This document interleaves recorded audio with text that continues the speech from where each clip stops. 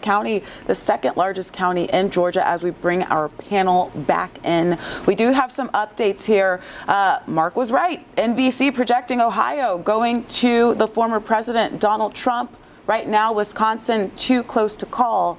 And Vice President Harris, NBC is projecting that she will take Illinois.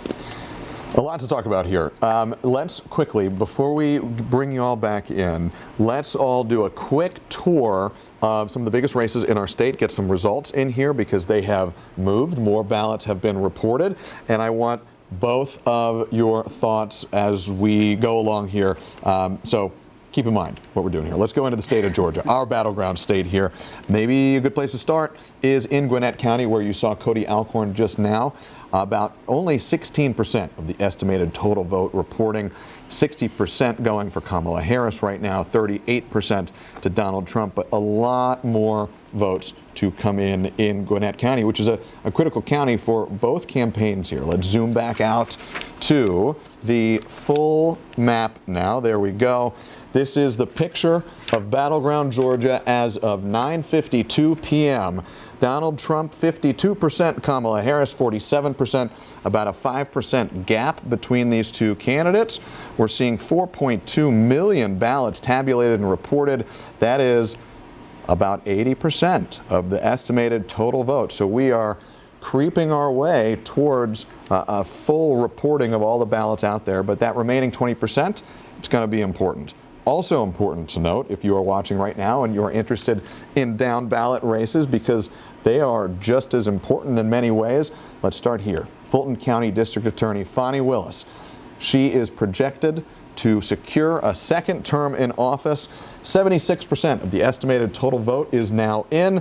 Fani Willis projected to secure a second term as Fulton County District Attorney. One more race we should point to. Down ballot, State Senate 48. Incumbent Republican Sean Still versus Ashwin Ramaswamy, a Gen Z, very young and very strong fundraising challenger from the Democratic side. This race still too close to call with about 70% of the estimated total vote in. Let's start here as we zoom back out to the full map here in Georgia in the presidential race, and then we've got a whole lot to talk about. A lot to talk about, and I want to bring in the panel to ask. We are just about 3 hours in to counting, well, not counting the ballots, because we know that a lot of these ballots have been counting this morning. But 3 hours in to most of the polls being closed. That doesn't include a couple of polling locations where they did stay open maybe 20 to 40 minutes, as well as we know if you're in line by 7, you could also vote. But as the Secretary of State was saying, these lines have not been very long.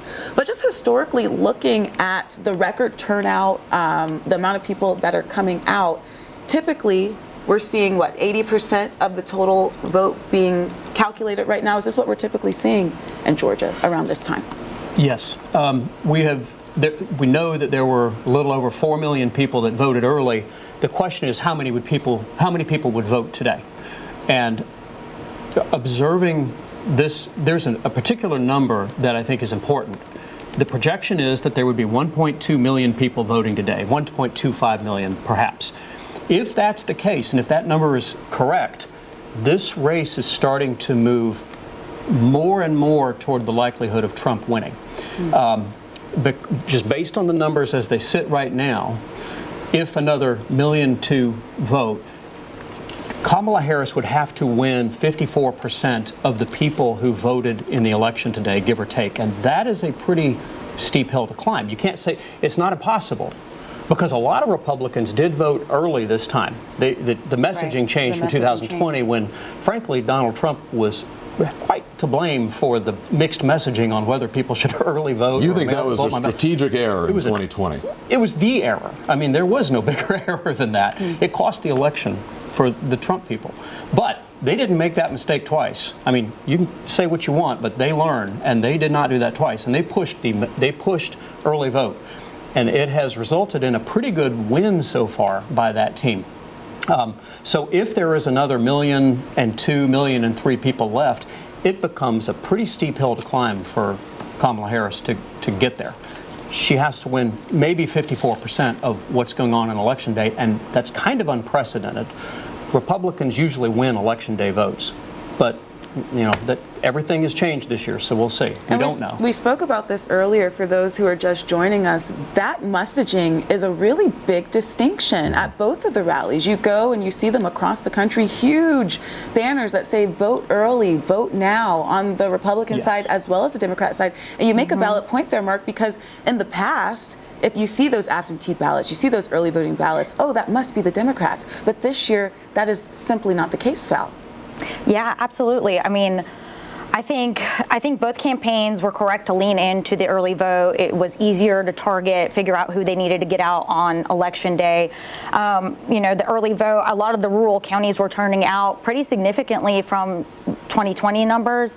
I think what we need to watch is how do the core metro areas, do they reach 2020 numbers or do they surpass them? Right. DeKalb, Fulton, I think you have Rockdale, Henry County. And you're talking about that 2020 Biden coalition, those voters who came out and voted for Biden. That is a big concern that I've heard from some analysts on the campaign, that those voters are either voting for Trump, some of them, or just not voting at all. And that could come to fruition here if Trump does take the state and Harris is not able to hold on to those Biden voters from 2020. One more update here. NBC is projecting that the former president will take Kansas, which is another Republican stronghold. So we are looking at if we could potentially pull up this let's map. take a look. Let's go to the electoral map here. We're still in a position here where all of the key battleground states that are as on your map, if you're watching, they're highlighted in this yellow border. The real prizes of the night, none of them so far have been called.